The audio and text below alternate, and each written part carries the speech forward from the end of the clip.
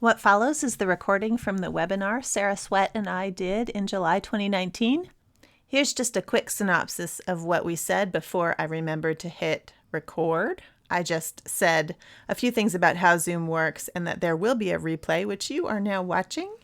And then I introduced both of us, saying that I am a tapestry weaver who does online courses, and I teach tapestry techniques and more advanced concepts, especially coming up in a course on design this fall. Sarah and I together taught this particular class called Fringeless, Four-selvedge warping. And that is more of what we're going to be talking about today, is all of the fringeless adventures we've had over the last year. I've also spent most of the last year writing a book on tapestry techniques, which is why there has not been a large-scale tapestry come off my loom in quite a long time. It is written for story publishing, and it'll be out in 2020. And Sarah talked a little bit about her own tapestry world, currently centered in Idaho, and how she does a lot of exploration with material and smaller tapestries these days. And you can find all of the images of her tapestries on her website at afieldguidetoneedlework.com. And she's going to talk a lot more about what she's working on in this webinar. With that, let's rejoin Sarah. Form and function and how tapestry can fit into our everyday lives. And it never ceases to amaze me, the things it has to offer. Fantastic. I guess I would add that all these ideas, what I do now mostly is not produce lots of tapestries. I produce lots of experiments, and then I blog about them. So some of you already read my blog, but I write about them pretty much every Tuesday, and you get to see every quandary, every tapestry quandary as I work my way along. And her blog is afieldguidetoneedlework.com. Yeah. Okay, awesome. So I have some slides of some of the current experiments you've been just brought up. Sarah, should we talk about those? Yeah, well, actually, maybe we should, start with the postcard, don't you? Okay, let me share. I'm going to share the screen here so y'all can see it. And okay, there's the postcard. Cool. Yeah, because that was actually the most kind of like going backwards in a way for me. Instead of using the coffee filters and other weird materials, I decided for this project, this postcard project, to use wool warp and weft, which is they're my historic materials. And I had not really done a wool tapestry for, gosh, probably since I wove the stuff for our class. And it was so much fun to pull out a wool warp. Here's the Four-selvedge warp with the supplemental, the bottom supplemental warp, all ready to start weaving. And it was delightful. If you don't know about the postcard project, it is something from the American Tapestry Alliance, I guess a worldwide project / exhibition where everybody who signed up agreed to weave a postcard out of in tapestry and then fix it to a piece of cardboard, and they were randomly connected with another person.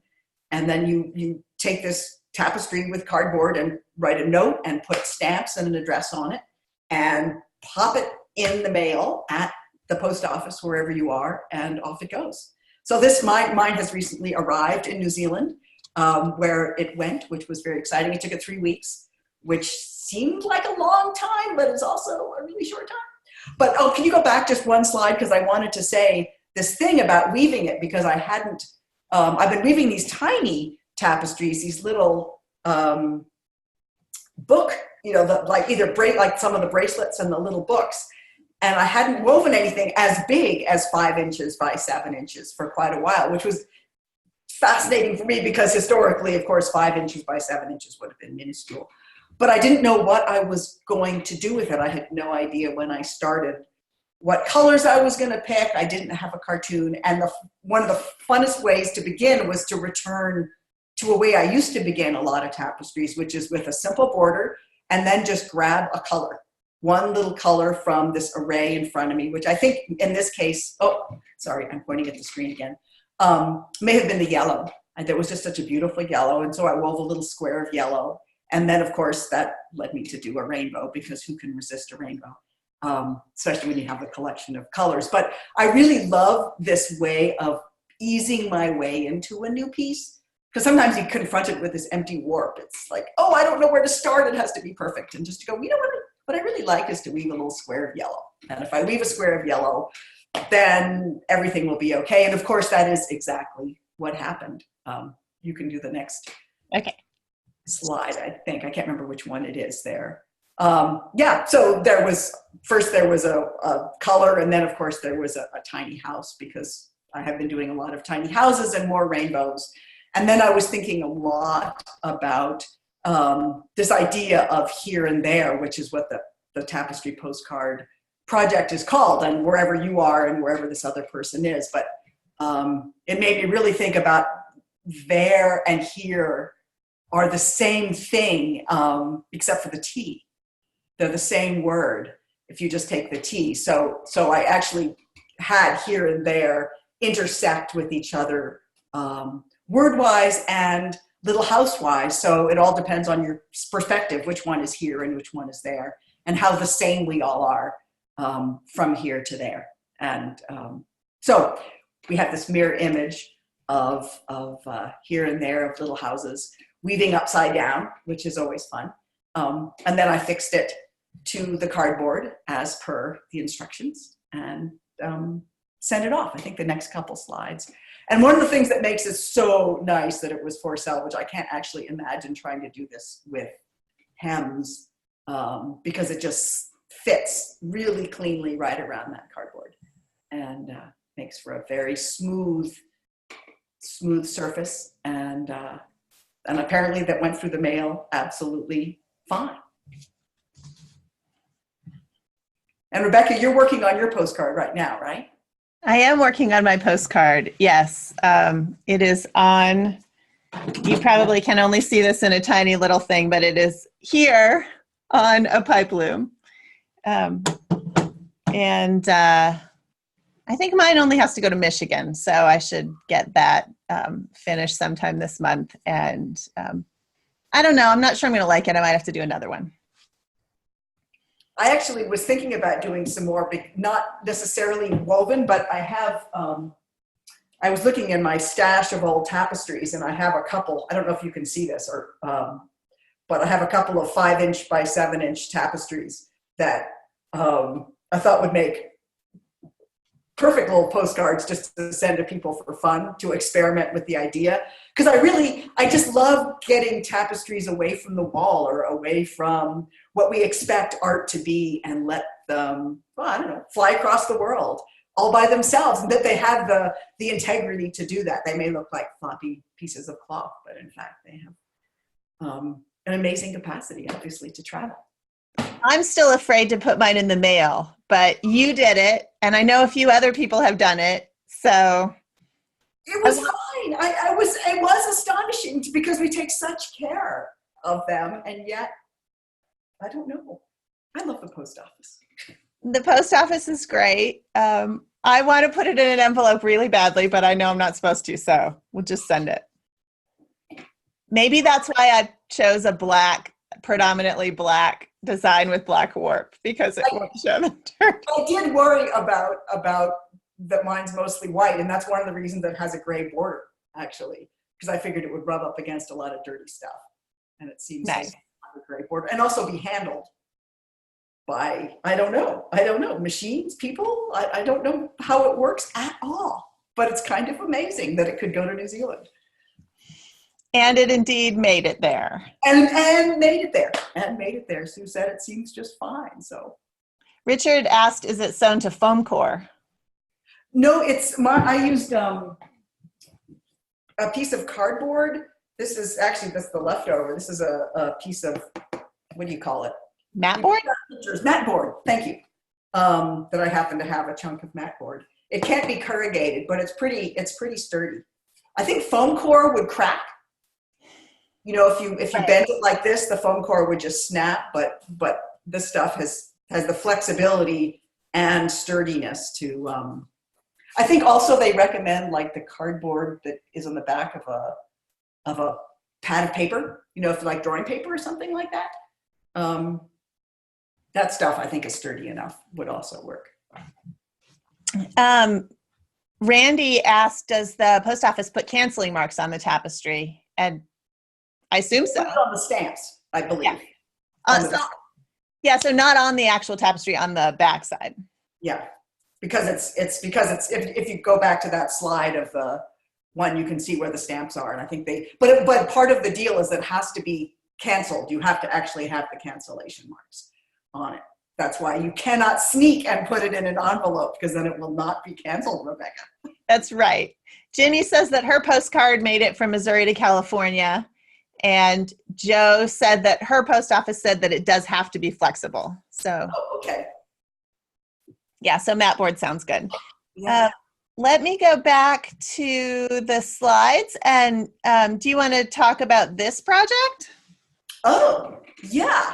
So this business of Four-selvedge, I mean, as I said, doing the class really jump-started my brain in so many ways. I mean, at the time it was, it started with the tiny houses, because I was experimenting with just lots and lots of Four-selvedge. And as you've seen in pictures, I did a whole lot of tiny little tapestries for the class. And then shortly after that, I got interested in linen and the different possibilities of linen. And I can't remember quite how the idea of a box showed up, but ideas show up like that, and some of them cannot be denied. So this one, if you go to the next slide, one of the things with Four-selvedge is you have these jigs and you wind the warp around a jig. So making essentially the plus sign shape that would turn into a box required 2 sections of jig. And one of the things I discovered was, I realized as I did it, that the center 2 bars had to actually be narrower than the outer 2 bars because of the way it worked. And I can't remember the specifics of that, but I actually found some narrower bars to do this warping method. And there were a couple of things that I talk about, I think, in a blog post that I ran into that I would not do if I did it again. A couple of technicalities, like on the right, I came up from the bottom to wind the right-hand side of it, and it would have been better to come down from the top to begin the right-hand side of it. But otherwise, it worked really well. Everything is a selvage, and if you go to the next one, you can see it, I think, in place. And yeah, so you can see that on the left, there's the top. On the 2 sides, there's the top of the wings of it, and then I'm coming up to do the final side. You can also see, those of you who have done Four-selvedge and worry about the loops, a lot of the slides I have show that my loops at the top are not perfectly even, and yet it all works out just fine by the time you're done. So then it came off the loom. I think the next slide shows this experiment. It came off the loom, completely finished except for a couple of little tails, which I then could use to sew it up. And you could experiment on each side of the box and fold it up like that and then stitch it together. And it became this little 3D object, which I actually have right here. So you can see how little it is. It just sits right here.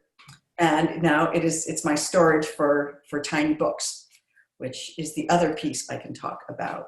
So here's one tiny book, and here's another tiny book. Each of these tiny books made of tiny tapestries. So this is the smallest of all, and it is about 1 inch. Each little Four-selvedge tapestry is a little 2-sided 1 inch square, or not quite square, tapestry that I bound together with a Coptic binding. And that, again, was sort of a random idea that just showed up and I had to try, and became so addictive that I have now made, I don't know, 6 or 7 of them. And while I don't think I'm actually a bookbinder, oh, there's the little teeny one. You can get a better picture of it there than seeing me holding it. but there's something just really satisfying about it. And this is another point, a slight sidetrack from what we'll go back to say. But in the last class I think the class or in the webinar, we talked about weaving 2 Four-selvedge tapestries side by side. And here's this on the loom. You can see that I left a single warp in the middle and then wove the 2, a little bit of each, so that the front and the back of that particular book would match each other. And then when I was done, I was just done. But a warp itself is a continuous warp, which someone was just telling me is apparently quite magic. There's something very important and magical about having the warp not be one continuous strand. And I can't remember where it was magical or why it was, but I was delighted to hear that. So here's several of the little tiny books, all sitting out ready to be drawn in and written in. And I know actually a couple of them I have given to friends. This one has a life of its own.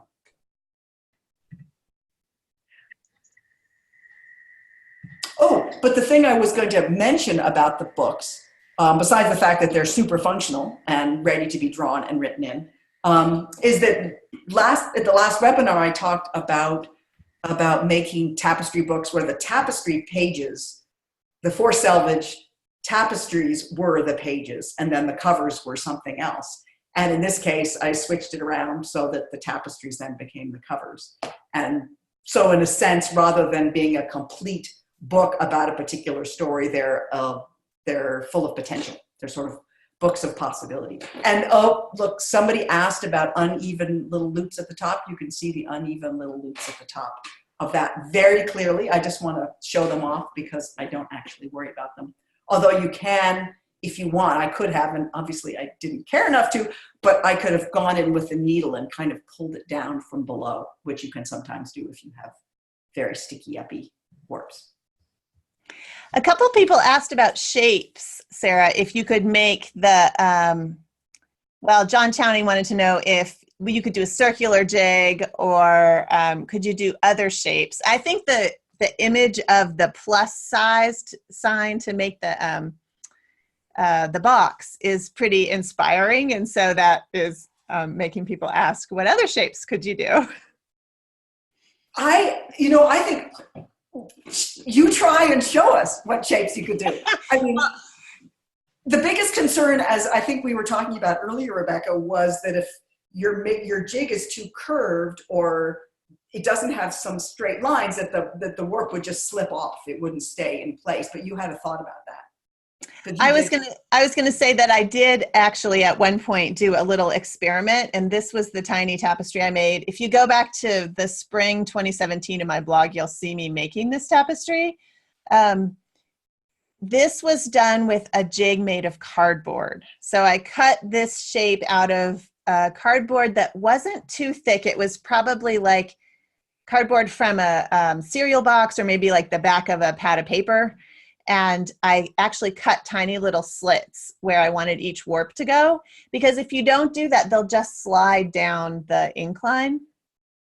And then I did the whole warp just like you would do a fringeless warp. And then I had to rip that cardboard to get it out. So that was the trick about using cardboard, is that you have to destroy the jig to get it out. I can't really think of a way to do it without that, unless you use some kind of glue or something to keep the warps from moving around. But that's my only experience with other shapes. I think it'd be really fun to see. I've thought about it in the past, thought about possibilities, and I think, certainly a gentle curve would work really well, and you could make a gentle curve in no other way other than certainly a curve like this, by winding your warp really tight, your initial warp, so that your jig curved. I mean, if you used thinner sticks, because we emphasize in the class using sturdy sticks for your jig, but if you actually used thinner sticks, you could certainly bend it that way. And of course, control of the weft is one of the things that we all talk about endlessly, and how to keep your selvages straight. But if you have control over your selvages and you use different weft, you potentially could do some really interesting shapes without it actually being a jig, but just by manipulating, by deliberately controlling the amount of weft that goes in and how your selvages behave. Also, there's I'm wondering now, sorry, I'm stream of consciousness, wedge weave, which gives you interesting selvages. If you could combine wedge weave with an odd shaped jig, Sure. you could do something quite fascinating. And I would love to see people who are experiments. You just have to answer questions by trying so often. It's so annoying because you just want to know, I want to know before I start that it's going to be great. But unfortunately, You just have to try. Isn't that what Bill Nye says that, right? Probably. You have to try it. I think you could use these ideas to make a shape for Lynn DeFore's Fate, Destiny, and Self-Determination tapestry project. So Yes. There's a challenge. Yes. I did a shape for her and I did not do it for selvage. And I think I wove in all the little ends and it was a pain in the neck. And I did a shape and I used glue. And I'm sorry to say that, but if you see my piece in that show, there's a backing. I glued the warps back and I put a piece of fabric on it and I glued it all down. Now I'm going to do a Four-selvedge one. Well, I mean, but how cool that works too. Definitely. Barbara is saying that she sees, show your bracelet a minute. She's looking at the design on your bracelet. I can take it off. This was actually on the loom when we did the other webinar. Let's see, there. Yep.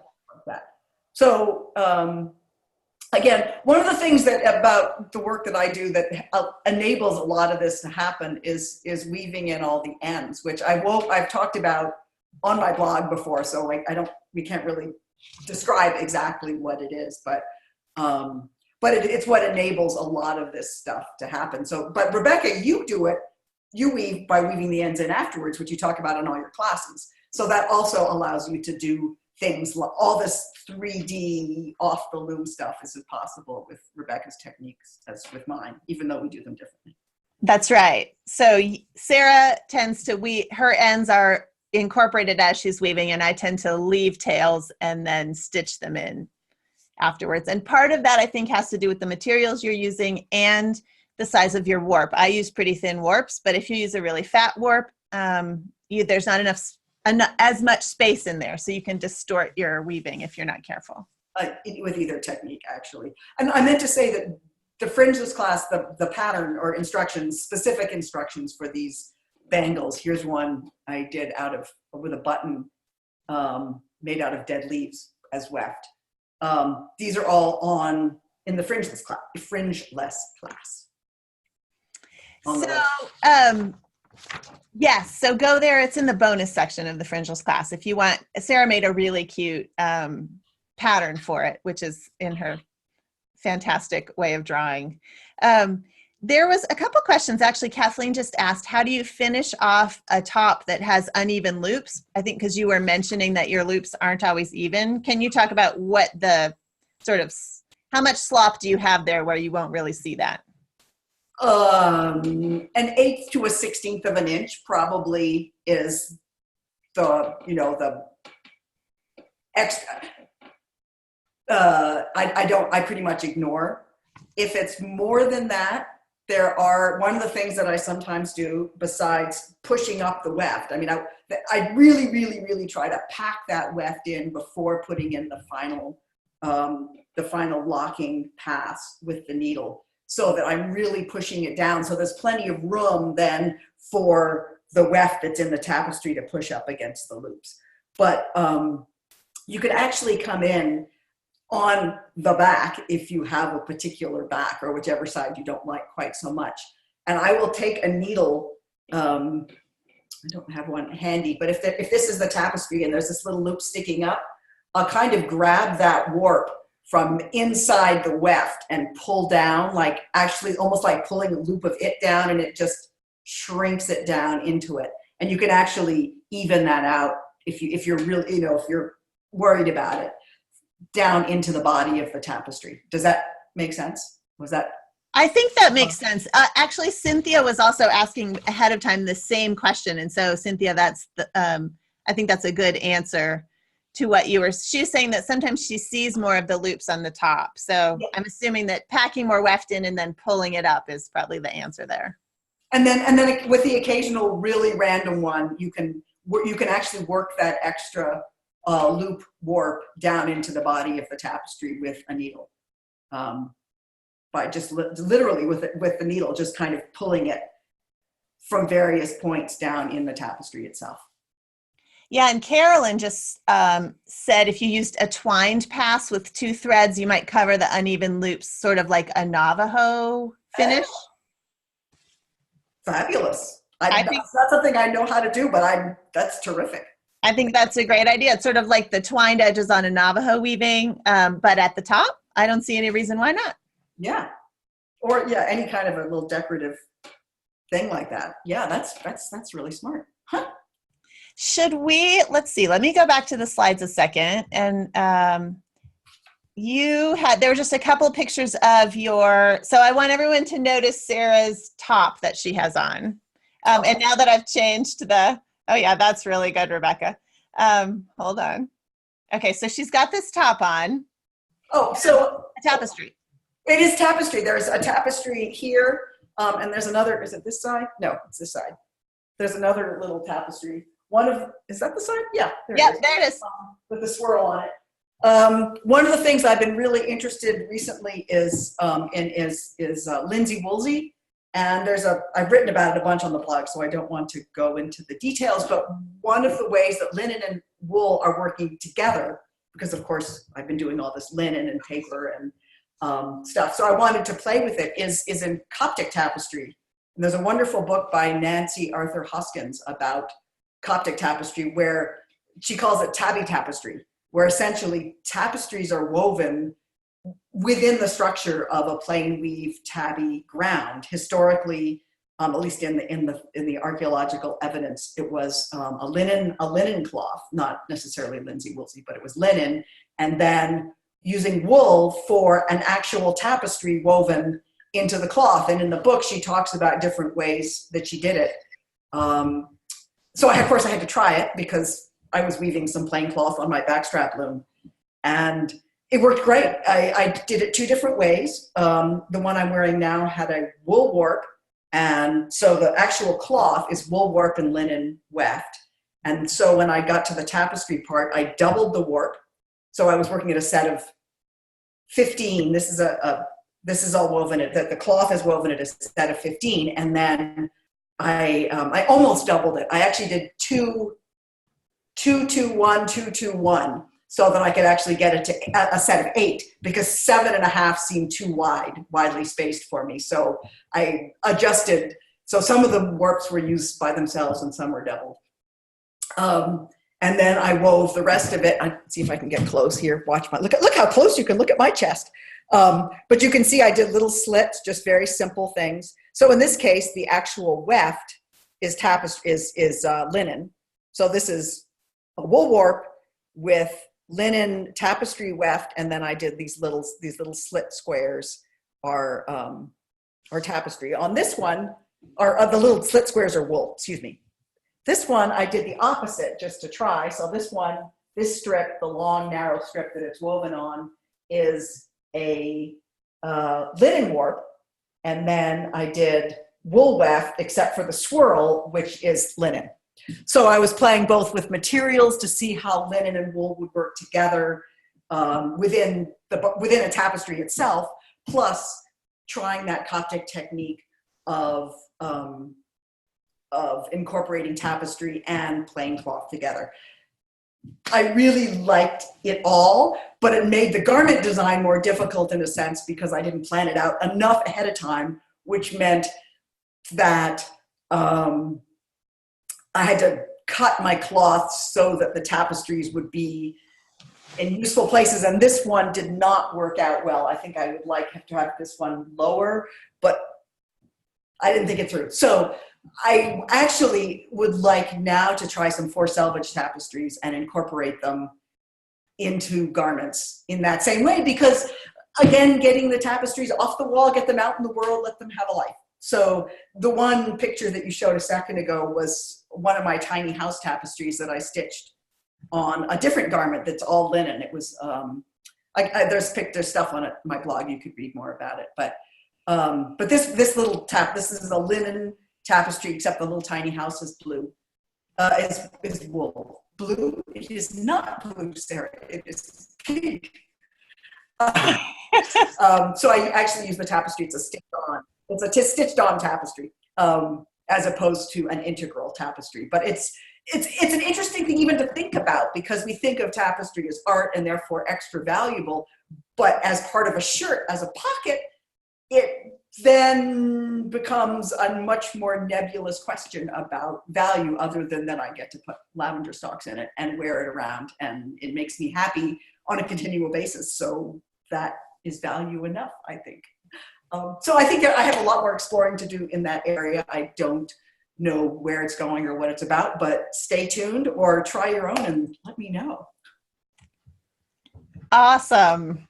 I think that is fabulous. The just try it and look what you can do with tapestry is very, very fascinating. I thought just really briefly we would talk about what four-selvage warping is, just because some of you here might not really get what we're talking about. And then if you have more questions, we have written blogs about it, and there's a whole class teaching you how to do it. But just for a couple minutes, four-selvage warping is a way of making a warp so that when the piece comes off, there's no hems and no fringe. So this picture is, on the left is one of Sarah's looms with, in the center there is a four-selvage tapestry in process. And on the right is just showing you that you can do this on a Murex loom. Basically, you need a loom that has tensioning ability. So you put on this warp, and when this jig thing comes out, you have to be able to make the loom longer to increase tension. So the process is basically you have your loom that has some kind of tensioning device, and you have a jig, which is the wooden thing in this picture. Jigs can be made of all kinds of things. The warp you're going to weave on is right there in the center. And then in this picture, we've put on the first supplemental warp on the bottom. You'll have two supplemental warps, and the second one is going to go up here. And there you can see the whole thing put on. So you have the tapestry warp in the center on the jig, and two supplemental warps, top and bottom. The jig then comes out, and you tighten your tension, and this is Sarah weaving a little piece on that. I think it was that exact warp. So hopefully that makes some sense, and let us know if it does not. I didn't want to spend a whole lot of time talking about that because I think most of you sort of know where we're going. I think the next part of these slides is just a couple things that I've been working on lately. I went to France, which many of you know. If you read my blog, you can watch a bunch of little videos about my trip to France. It was a tapestry tour with Cresside Colette, and she's amazing, and we got to see all kinds of cool things. But the only thing I wanted to tell you about France right now was that I do this tapestry diary thing where I weave little tapestries, and this is inspired by Michael Rohde. Thank you, Michael. This little loom is one that he made, and I hear stories about him weaving on buses all over the world. So this piece was woven on a bus in France, and it is a piece about the poppies, which we saw all over the country. We drove around the countryside, and I was impressed by the poppies, and there was just so much of other stuff that we were seeing that it was the only thing I could latch on to as what I could weave about that was simple. Here's the little loom on the bus. Again, thanks, Michael. And there's the poppies. When you're traveling, you don't have as many color choices. So I was actually not happy with this piece because I was happy with it, but the values are all the same in the colors that I had. So had I been doing this at home, I would have had a little more value change. And just a couple other, I was watching the World Cup and I wove these two little things. This is silk, actually, woolen silk. If you take my classes, you know I don't often mix materials, but in a small format thing, this turned out really well. This silk is from Weaver's Bazaar, and I think it weaves very much like their wool does, so it plays really well together. I love, Rebecca, how on the one on the left, here I'm pointing at the screen again, and you're, sorry, my finger in your face, but that the couple of things, but mainly how gentle and smooth your curve is, partly because you're brilliant at doing curves, but also that you can do that smooth of a curve on a fairly wide set in a tiny format like that. Yeah, this is 8 ends per inch, and the warp is a lot fatter than I'm used to because it's doubled in this format, and I use that split weft technique to make those curves smooth. So I build up the curve, and then I put a piece of, like at that bottom curve on the left-hand piece, there's a piece of white woven in eccentrically, and then a piece of red woven in eccentrically in the same shed, and that's what makes the thing. Do you want to talk about that split warp thing as just a really interesting, I mean, that's not something that I have done, using it as an outline like that to smooth the curve, but it really is, it's super effective. I'm really, really taken it. I do it all the time. It's one of my favorite things. I call it split weft in the classes, and it's just because the tapestry weave makes a little bubble every time it goes over a warp. If you split that bubble in half, so you'll have a higher bubble on one warp versus the one next to it. And if you split the color in that bubble in just one of the sheds, it smooths out the line because that makes that color bubble half one color and half the next. It's hard to describe without an actual diagram, but yeah, so that's fun. This loom, someone asked the size of this loom. People love this loom. And I have not made one, but you could make your own. It is about 7 inches wide by maybe 10 inches high. Something like that. Yeah, it's pretty tiny. Probably about the smallest you could go with. This is 1/8 inch brass pipe, so it's very thin, and it's actually not that strong. So I wouldn't make a loom bigger than this with this particular material. Anyway. Someone told me it's that I haven't actually asked Michael this, because I have one that Michael made, that you could the refrigerator parts have those little tiny elbows. Like, yes. Most hardware stores don't have the elbows tiny enough for that little brass. Michael is actually on this webinar. Michael, and he raised his hand. I'm just going to unmute you for a second, Michael. If you want me to mute you back up, just say so real quick. But do you want to answer that? Michael, can you hear me? You might not have. There. Is that better? Yes, now I can hear you. Yeah, at one point when I started making those, they were available in hardware stores, but you have to go online and find these copper elbows. There is also a little complication that sometimes they will refer to the inside diameter as 1/8 and sometimes the outside diameter. So don't order a whole lot of them until you get a few of them to see that they're the right size. Awesome. Does that answer everything? Okay. Thank you, Michael. You were a life shifter in so many ways with Four-selvedge tapestry. I really can't thank you enough for not the little looms, but the whole jig thing. And yeah, Michael has been a total inspiration for this everything. Again, I have to say I learned all of these techniques on a different scale from Archie and Susan, and I'm so happy with the way that the two of you have shared it with the wider world. It's been spectacular to see what's happened. Thank you, Michael, so much, and to Archie and Susan. It is, I feel like the lineage of these techniques is a wonderful thing to keep lively and alive. It feels really important. Yes. Thank you so much, Michael. That's super helpful. Oh, certainly. Okay. I just muted you back up, Michael, but if you raise your hand again if you have something else to pop in with. Sometimes you get feedback if we have too many people with the mics on. And now I've lost my train of thought, but yes, I think we need to say yet again that both I learned this from Sarah, and Sarah had a lot of teaching from Susan Martin Maffei and Michael Rohde. So pay One of attention the things to. we were talking about in terms of both the lineage is interesting because we are in an interesting time now where people learn a lot of things online, or you pick it up myriad places, and it's not often you actually get to be really specific. And I have, those of you who read my blog might know that I just came back from a week at fiddle camp. I don't play the fiddle, I play the English concertina, but there's a lot of lineage discussion in old time and Irish and fiddle tunes in general. Like, I learned this from this person, and I learned this technique from this person who learned it from this person who learned it from this person. And it's hard to remember all the names, but because I'm sort of a newbie, but I certainly remember where I learned various tunes.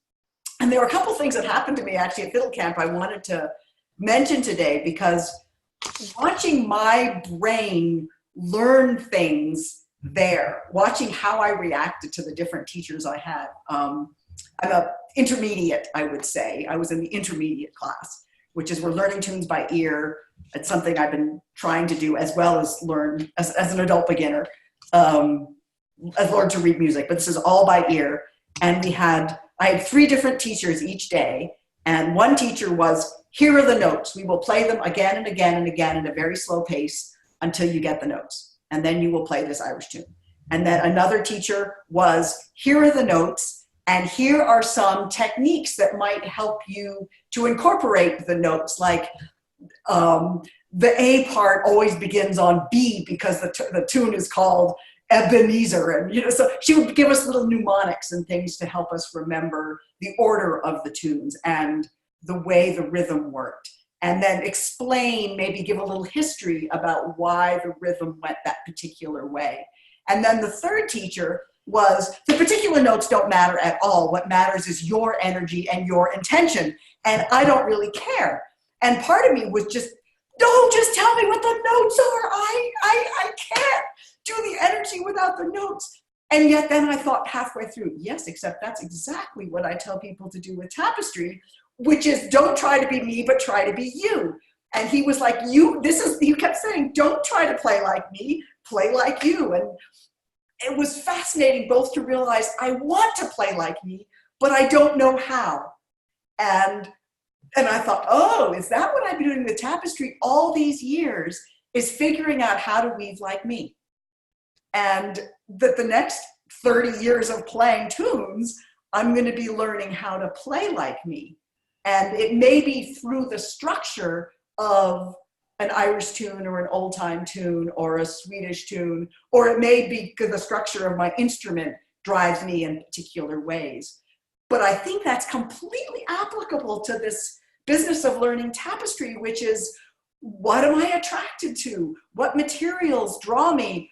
Now, what technique do I need? Oh, okay, so I'm going to pull back from forging ahead and learning 70,000 new techniques and do one technique with 7 different materials. Or so this constant back and forth between all 3 ways that I was learning there. Sometimes it's like, okay, 20 tiny houses. How many tiny houses, tapestries can I weave in a row, and learn something different from each one without having to redesign the wheel each time because, oh yeah, it's a tiny house tapestry. Or these are all four-selvage tapestries. There's a structure. Now I have a structure. I can be free within that structure. I don't have to make up the structure. Anyway, I could go on forever, but I found it so interesting, both how sometimes I was deeply resentful of being asked to work in whatever way I was being asked to work by the teachers, and how quickly my little teenage brain would go, you can't make me do that.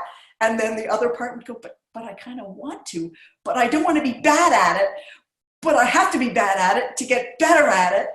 And anyway, it's all the stuff so many of us feel in really quick time because we have these things an hour a day, 5 days, for 5 days, back to back. And it was exhausting. But I wanted to share it because I think it applies to learning four-selvage, learning something hard, to being bad at stuff, or quote bad, whatever we decide bad is, which keeps changing because we keep raising the bar. So bad for me 10 years ago would be just what I'm doing now would have blown me away 10 years ago.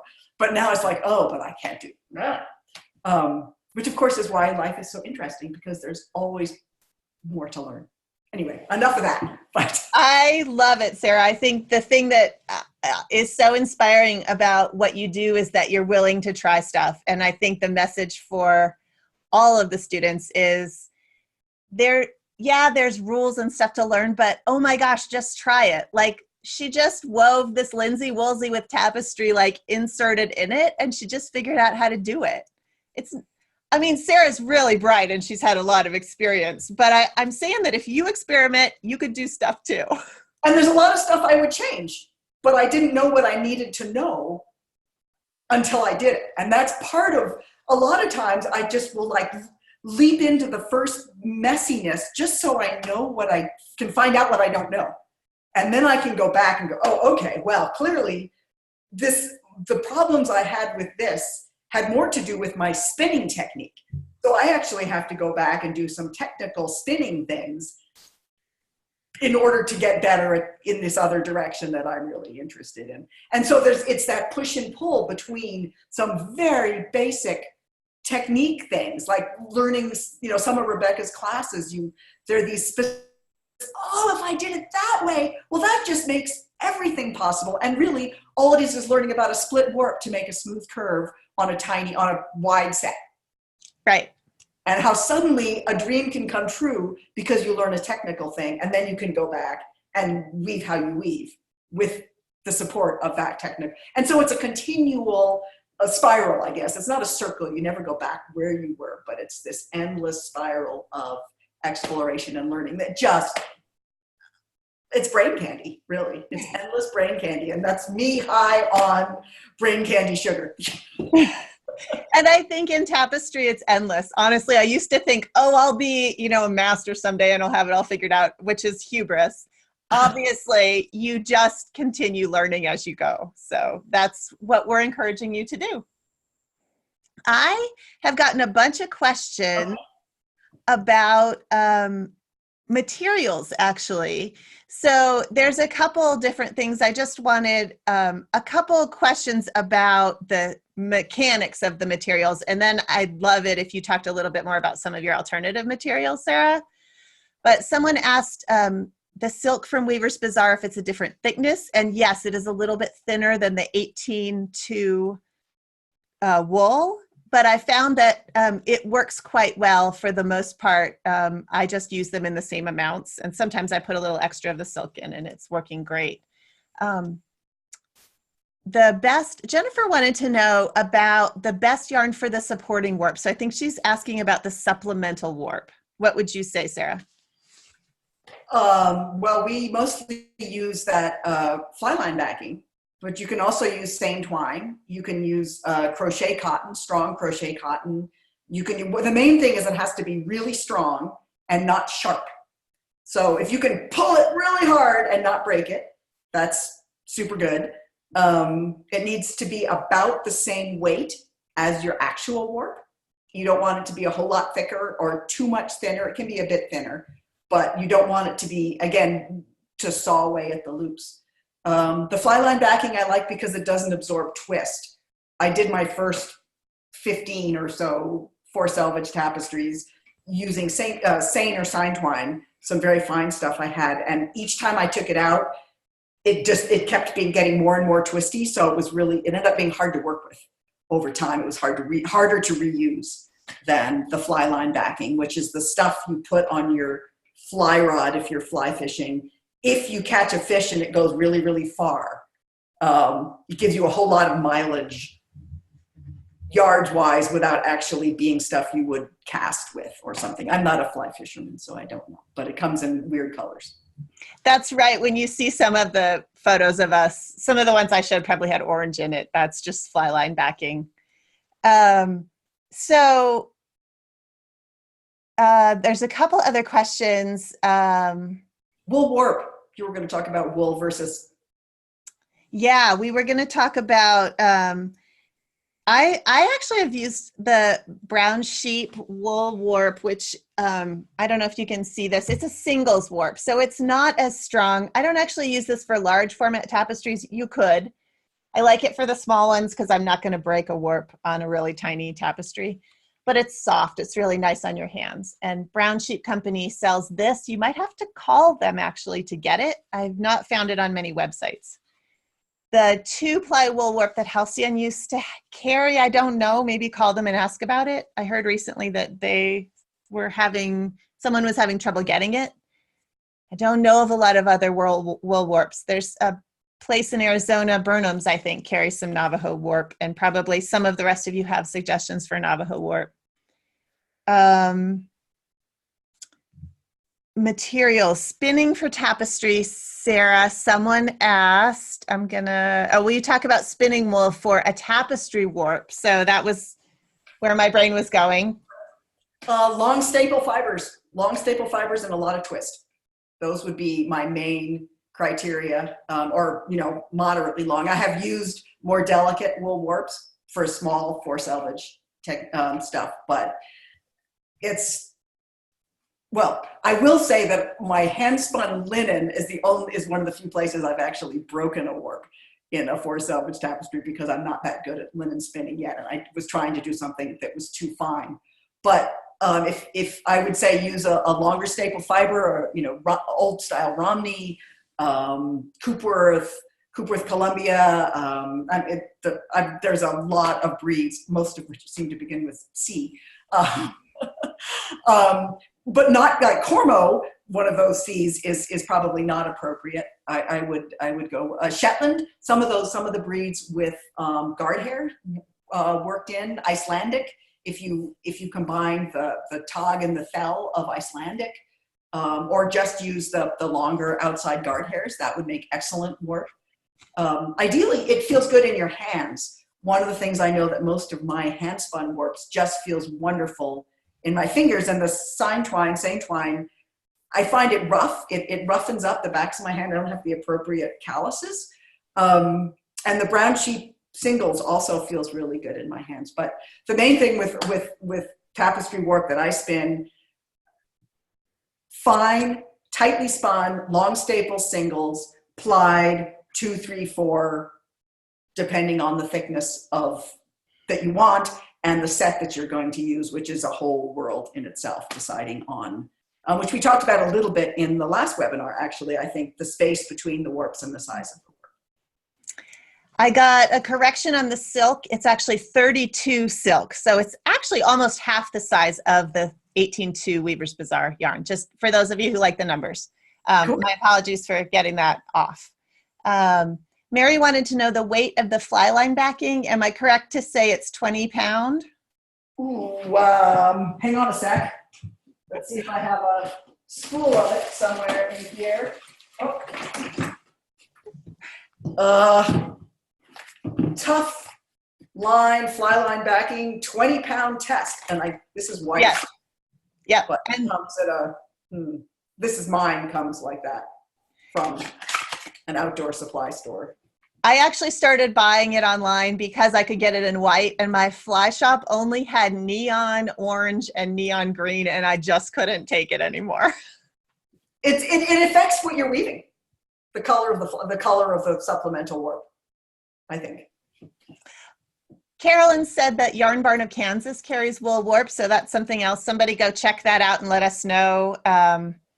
Yarn Barn of Kansas. Mary mentioned Churro, which of course is another good sheep for strong warp. Excellent. Yes. Before I forget, Charlotte, this is from the past, but she really wants to know what kind of paper you use for your books. Oh, the inside paper, my favorite right now, and I've been using for all my comic diaries. So all the drawings on my blog are pictures from that now. Is Reeves. It's a printer paper, and it's Reeves lightweight, I believe. Reeves. Oh dear, I don't have the exact, but it's a lightweight printer paper. It's wonderfully absorbent, and also you can draw on both sides with watercolor and paint, and it doesn't go through with either ink or with paint. So it's I will put it, I will try to remember and let Rebecca know. Maybe we can add it somewhere. We can add it to, I almost called it the show notes, the blog post that has, we can add links to that. There was a really good question, actually 2 different people asked this, how the fringeless technique that we are teaching is related to Navajo weaving. Do you want to tackle that one, Sarah? Well, I have never actually done Navajo weaving, but my understanding is in some ways it's very similar. You wind your warp and then you lash it on, with Navajo, you lash it on to bars. And we essentially lash onto a bar at the bottom, except our lashes are long because it's easier to get them on.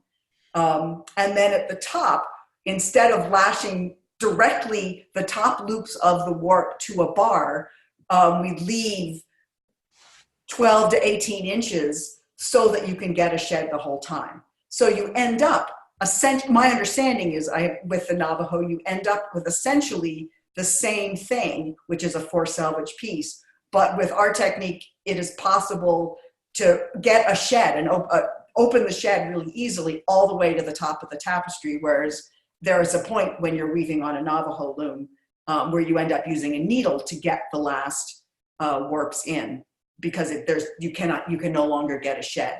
There's also an enormous cultural and spiritual component to Navajo weaving that I am not privy to, not being Navajo and not having studied it, that is magical and marvelous, and I think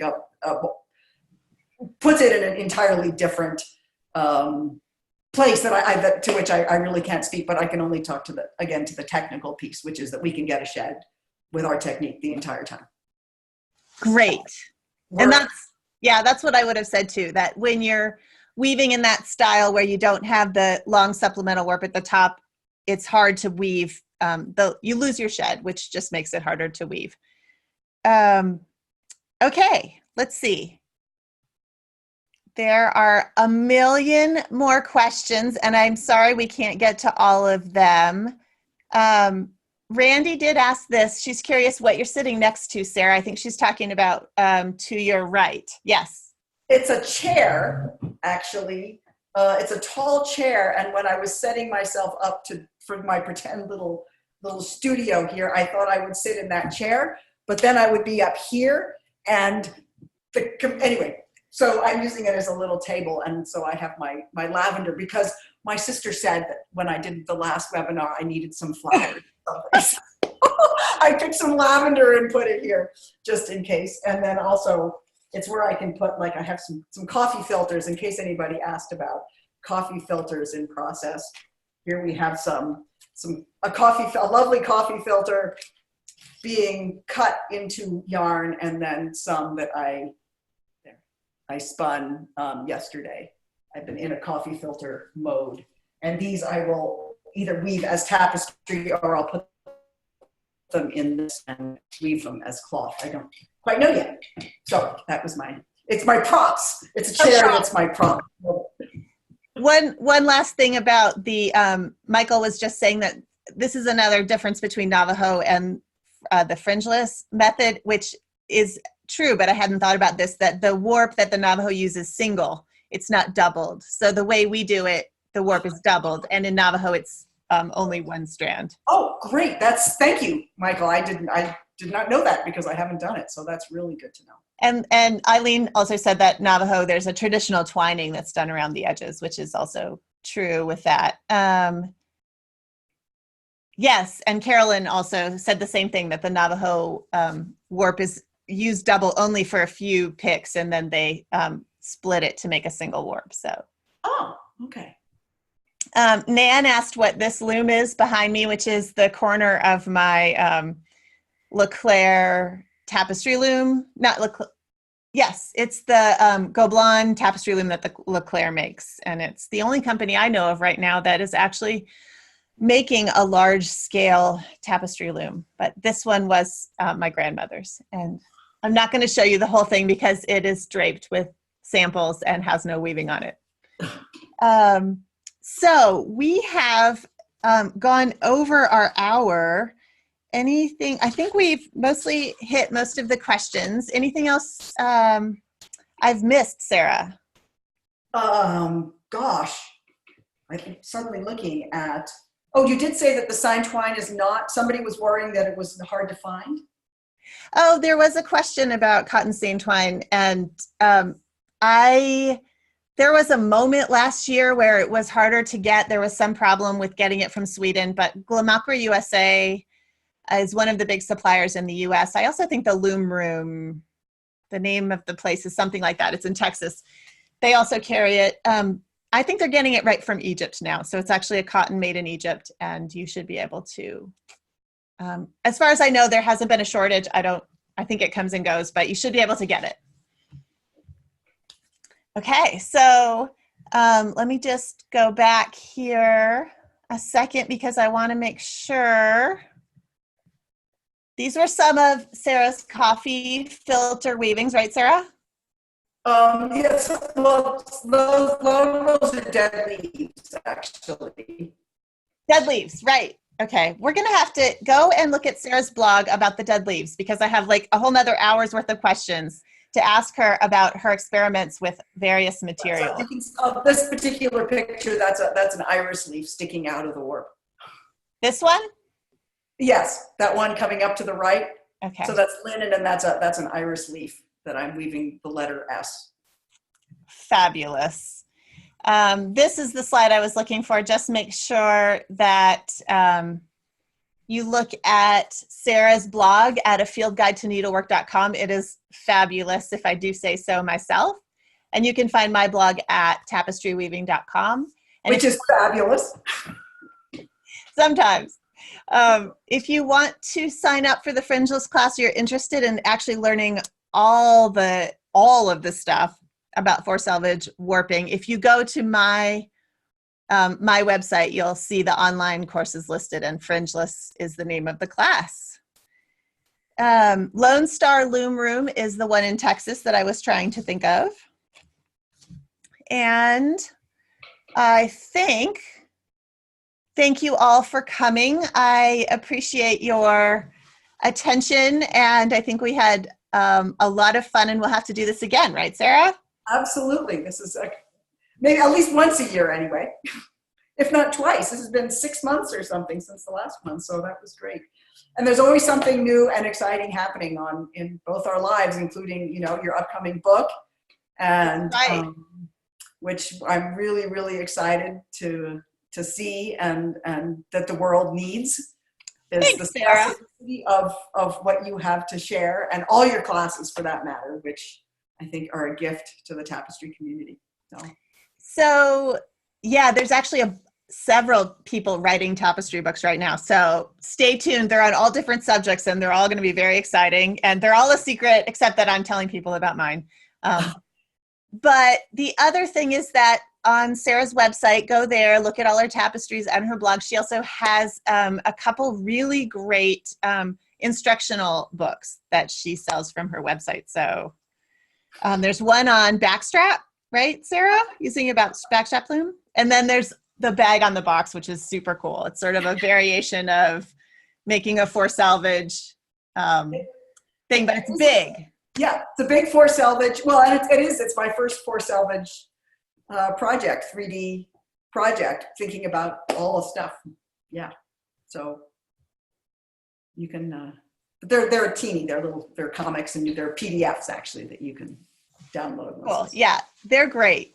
Randy wants to know when the new design course will be available. It will be up in September.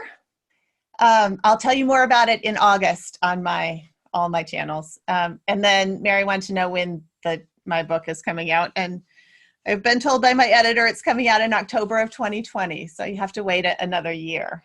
Believe me, there's enough work left to make it go another year. Thank you, guys. Thank you so much. It's wonderful to spend some time with all of you, and we'll do it again. Absolutely. Thanks. Bye. Signing out. If I can figure out how to end the meeting, we'll see you later.